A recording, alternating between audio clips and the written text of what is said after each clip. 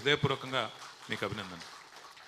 ఇప్పుడు నేను ఇక్కడికి వచ్చే ముందు నేను ఫోన్లో బిజీగా ఒకటి చూస్తూ ఉంటా. ఏంటి అంటే మనం నిజంగా కూడా కొన్ని విషయాల్లో మనం మార్కెటింగ్ చక్కగా చేసుకోలేదు.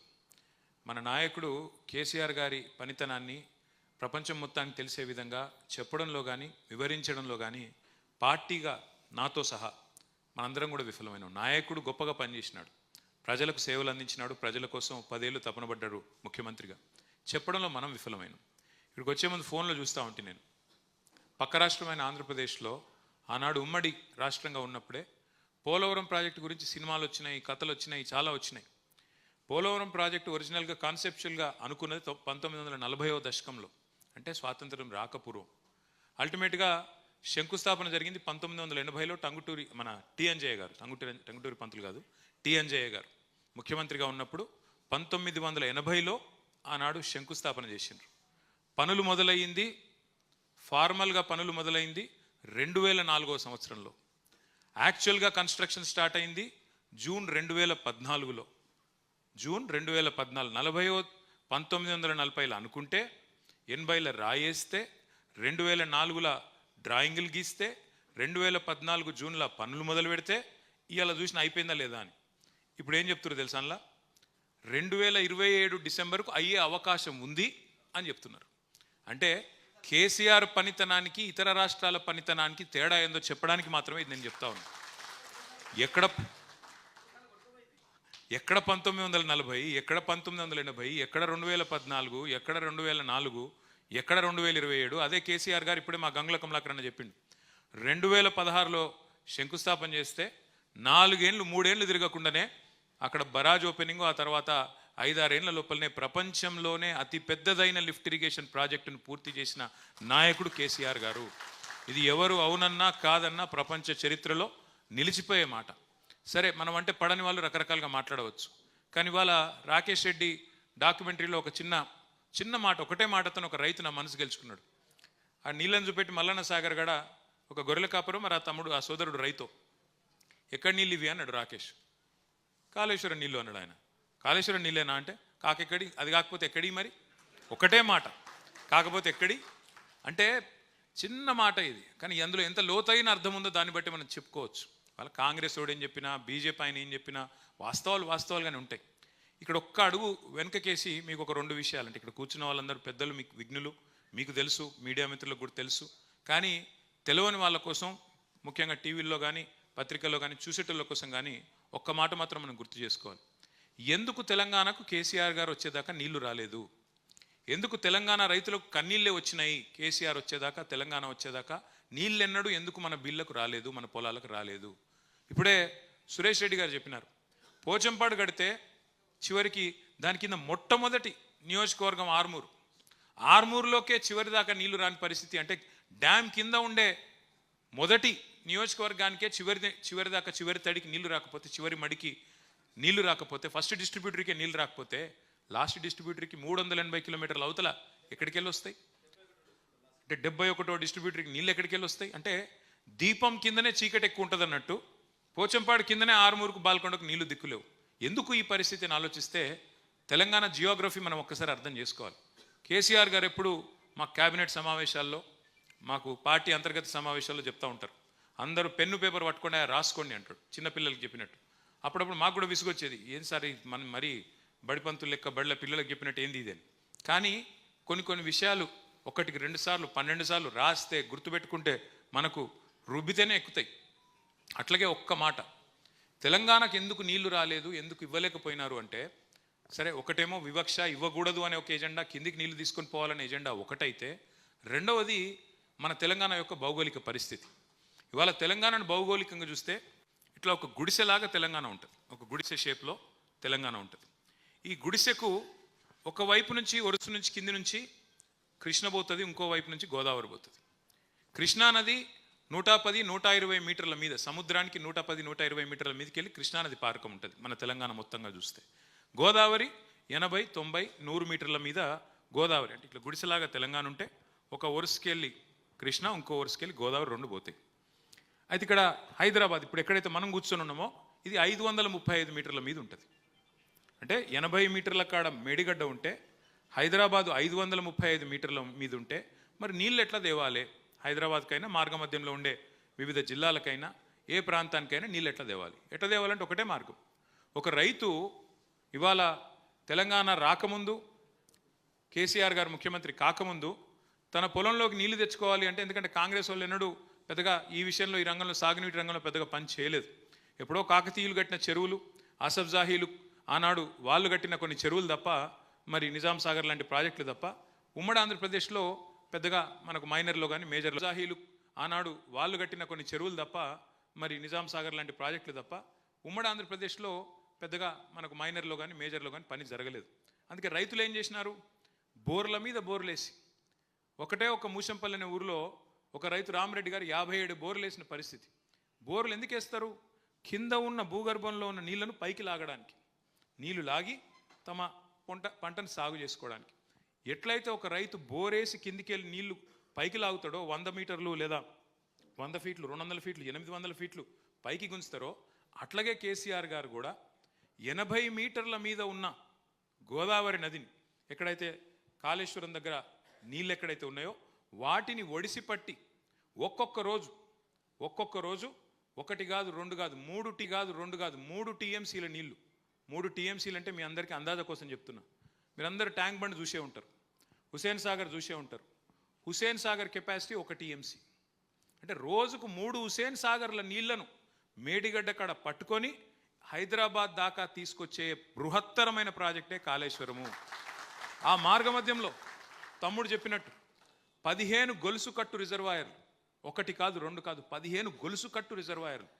అందులో ఒక్కొక్కటిగా చెప్తూ వస్తే 15 రిజర్వాయర్లు, 19 సబ్స్టేషన్లు, 21 పంప్ హౌజులు, అట్లాగే 100 కిలోమీటర్ల సొరంగ మార్గాలు, 1000 కిలోమీటర్ల ప్రవాహ కాలువలు, వాటి సమాహారమే కాళేశ్వరం. 3 బ్యారేజీలు మాత్రమే కాదు, ఇవన్నిటి సమాహారం కాళేశ్వరం.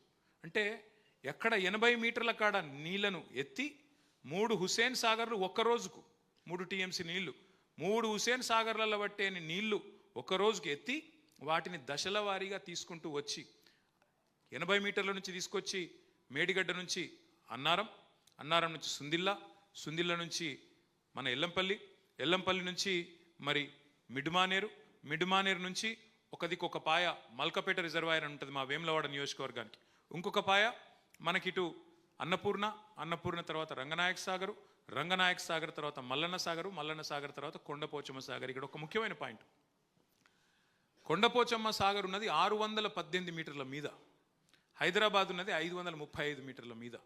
అంటే హైదరాబాద్ నెత్తి మీద ఒక కుండ పెట్టినట్టే. ఇంకా ఈరోజు హైదరాబాద్ జనాభా 1 కోటి అయితే భవిష్యత్తులో 3 కోట్లకు పెరిగినా, ఇంకెంత పెద్ద నగరమైనా, ఎన్నటికీ హైదరాబాద్లో మంచినీళ్లకు గోస లేకుండా చేసే ఒక వరప్రదాయిని, ఒక కామధేనువు, ఒక కల్పతరువు ఈ ప్రాజెక్టు కాళేశ్వరం.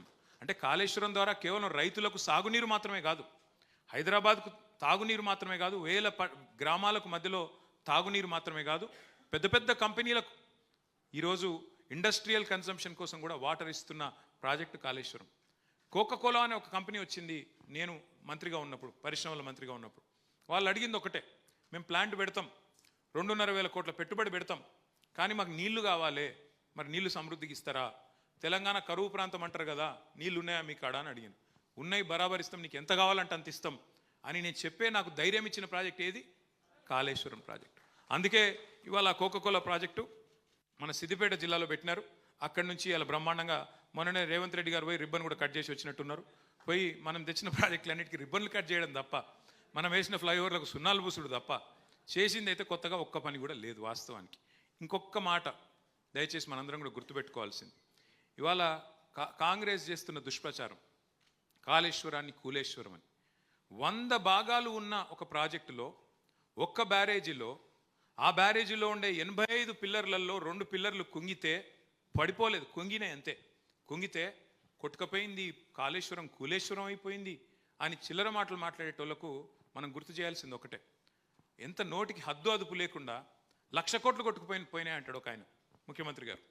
కానీ ముఖ్యమంత్రి గారు మామగారు చెప్తున్నారు, పిల్లనిచ్చిన మామ పద్మారెడ్డి గారు, అయ్యా 93,760 కోట్లు ఖర్చయిన ప్రాజెక్టులో ఇన్ని భాగాలుంటే మీరు దాన్ని 1,00,000 కోట్ల కుంభకోణం అంటే ఇది రాజకీయపరమైన ఆరోపణ కాకపోతే మరేంది అంటే కూడా స్పందన రాదు. వాస్తవం ఏంది? ఆ 3 బ్యారేజీలు, వాటితో పాటు 15 రిజర్వాయర్లు, వాటితో పాటు 19 మన సబ్స్టేషన్లు, 21 పంప్ హౌజులు, ఇన్ని కాలువలు, ఇన్ని సొరంగ మార్గాలు, వీటన్నిటికీ కలిపి అయిన ఖర్చు, భూసేకరణతో సహా అన్నిటికైన ఖర్చు 93,769 కోట్లు. ఇంత పెద్ద ప్రాజెక్టుకు, ఇంత పెద్ద కార్యక్రమానికి. అందులో ఒక మేడిగడ్డ బరాజుకైన ఖర్చు, బరాజులోని భూసేకరణకు, దాని నిర్మాణానికి అంతా అయిన ఖర్చు 4,000 కోట్లు. ఆ 4,000 కోట్లలో సిమెంట్ స్ట్రక్చర్ ఏదైతే ఉన్నదో బ్యారేజ్ రూపంలో, దానికైన ఖర్చు కేవలం 1,500 కోట్లు. 2 పిల్లర్లు కుంగినాయి.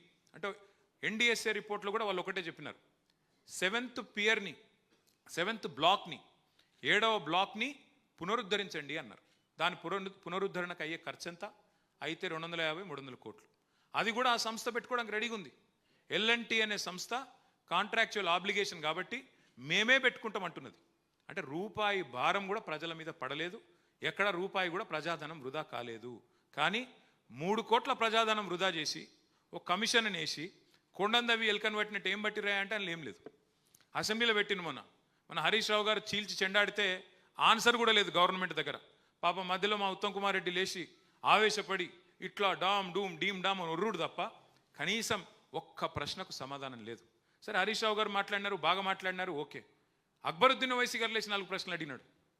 ఏమయ్యా మీరు కొట్టుకపోతుందన్నారు కాళేశ్వరం, మరి అక్కడేమో రోజుకు 100 టీఎంసీల నీళ్లు పోతున్నాయి, 120 టీఎంసీల నీళ్లు పోతున్నాయి, 12 లక్షల క్యూసెక్లు నీళ్లు పోతున్నాయి, మరి మజ్బూత్ ఉంది కదా, కొట్టుకపోలేదు కదా, ఎందుకు బదనాం చేస్తున్నారయ్యా అంటే సమాధానం లేదు. 22 నెలలైంది, ఎందుకు రిపేర్ చేస్తలేవు? నీ ఇల్లు కట్టుకున్నాక ఇంటికి 3 ఏళ్ల తర్వాత ఒక చిన్న ఎక్కనో చిన్న క్రాకో చిన్న పొక్కనో పడితే దాన్ని రిపేర్ చేసుకుంటావా లేదా? 22 నెలలైంది, ఎందుకు రిపేర్ చేయలేదయ్యా అని ఓవైసీ గారు అడిగితే సమాధానం రాదు. అట్లాగే ఆయన ఇంకొక ముఖ్యమైన ప్రశ్న అడిగిండు. మీరు మరి గోదావరి నీళ్ళు హైదరాబాద్ తెస్తామంటారు కదా, మరి కాళేశ్వరం కూలిపోయింది అంటున్నావు కదా, ఏడికెళ్ళి తెస్తావు నీళ్లు కాళేశ్వరం నీళ్లు కాకపోతే అని అడిగితే గుడ్లు తేలేసిండు ముఖ్యమంత్రి తప్ప ఆయనకి సమాధానం చెప్పే సత్తా కూడా లేదు. వాళ్ళ వాస్తవం ఏంది?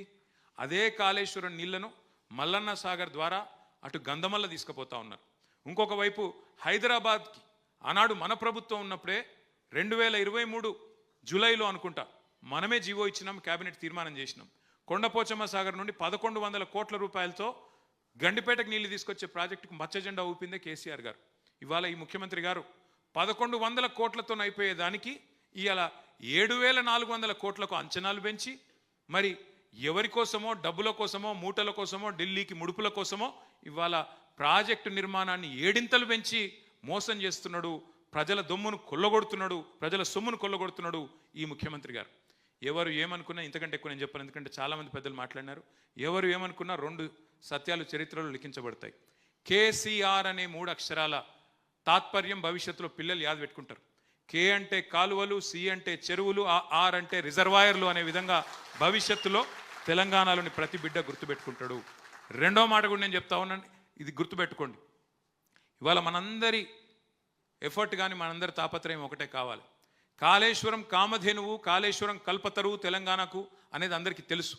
కాళేశ్వరం ఎంత మల్టీపర్పస్ ప్రాజెక్టో, ఎన్ని రకాల అద్భుతాలను తెలంగాణలో ఆవిష్కరించిందో ఇప్పటిదాకా కమలాకర్ గారు కూడా చెప్పినారు. తెలంగాణను ప్యాడీ ప్రొడక్షన్లో నెంబర్ 1 చేసింది కాళేశ్వరం.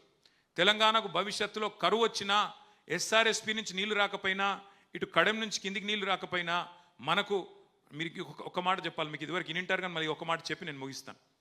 కాళేశ్వరం డిజైన్ ఎంత గొప్ప డిజైన్ అంటే 3 మార్గాలు ఉన్నాయి మనకు నీళ్లు తీసుకోవడానికి. రెగ్యులర్గా మీకు వర్షపాతం, నార్మల్ వర్షపాతం వస్తే ఎస్ఆర్ఎస్పి కనుక నిండితే, గోదావరి నిండితే చక్కగా మీ కాకతీయ కాలువ ద్వారా నీళ్ళు తీసుకునే అవకాశం ఒక మార్గం. రెండవది, ఒకవేళ ఎక్సెస్ రెయిన్ఫాల్ వస్తే పైన మహారాష్ట్రలో కానీ ఇంకోటి కానీ మీకు ఎస్ఆర్ఎస్పి నిండి ఎక్సెస్ ఒకవేళ ఫ్లడ్ ఫ్లో వస్తే, ఫ్లడ్ లాగా వస్తే, వరద వస్తే ఫ్లడ్ ఫ్లో కాలువ ద్వారా మిడ్మానేరు నింపుకోవచ్చు, అక్కడి నుంచి నీళ్లు పైకి తెచ్చుకోవచ్చు. ఈ 2 ఫెయిల్ అయినప్పుడు, అంటే సాధారణ వర్షపాతం లేనప్పుడు లేదా ఫ్లడ్ లైక్ సిచ్యువేషన్ లేనప్పుడు కరువు వస్తే, ఆ కరువులో కూడా తెలంగాణలో నీళ్లు ఉండేది ఎక్కడ? గోదావరిలో. అంటే ఒకటే ఒక్క ప్రాంతం మేడిగడ్డ. అక్కడి నుంచి అంటే తెలంగాణను డ్రాట్ ప్రూఫ్ చేసేది, కరువు వచ్చినా కరువులో కూడా తెలంగాణను కాపాడే ప్రాజెక్టు కామధేనువు లాంటి, కల్పతరువు లాంటి ప్రాజెక్టు కాళేశ్వరం. అందుకే మనం ఇవాళ అందరం సమిష్టిగా చేయాల్సింది ఈ డాక్యుమెంటరీని ఇంటింటికి, మనిషికి తీసుకొని పోవాలి. నేను తప్పకుండా వెంటనే దీనికి రూపకల్పన చేస్తాను. అన్ని జిల్లా పార్టీ కార్యాలయాల్లో అన్ని నియోజకవర్గాల్లో కూడా ఎక్కడెక్కడైతే కార్యాలయాలు ఉన్నాయో లేకపోతే ఒక ఫంక్షన్ హాల్ అన్న తీసుకొని ప్రతి నియోజకవర్గంలో ప్రతి జిల్లాలో ఈ డాక్యుమెంటరీని తమ్ముడు రాకేష్ రెడ్డి ఇంత కష్టపడి చేసిన డాక్యుమెంటరీని తప్పకుండా అందరం సమిష్టిగా ప్రదర్శిద్దాం. వాళ్ళ బృందానికి కూడా హృదయపూర్వకంగా అభినందనలు. శనేశ్వరం లాంటి కాంగ్రెస్ పార్టీ మన రాష్ట్రాన్ని నుంచి వదిలిపోయేదాకా, కాళేశ్వరమే వరప్రధాయిని అని ప్రజలకు తెలియజెప్పేదాకా మనందరం కూడా సమిష్టిగా కష్టపడదాం, ముందుకు పోదాం. మళ్ళీ తమ్ముడు బృందానికి హృదయపూర్వకంగా అభినందనలు తెలియజేస్తూ జై తెలంగాణ, జై కేసీఆర్.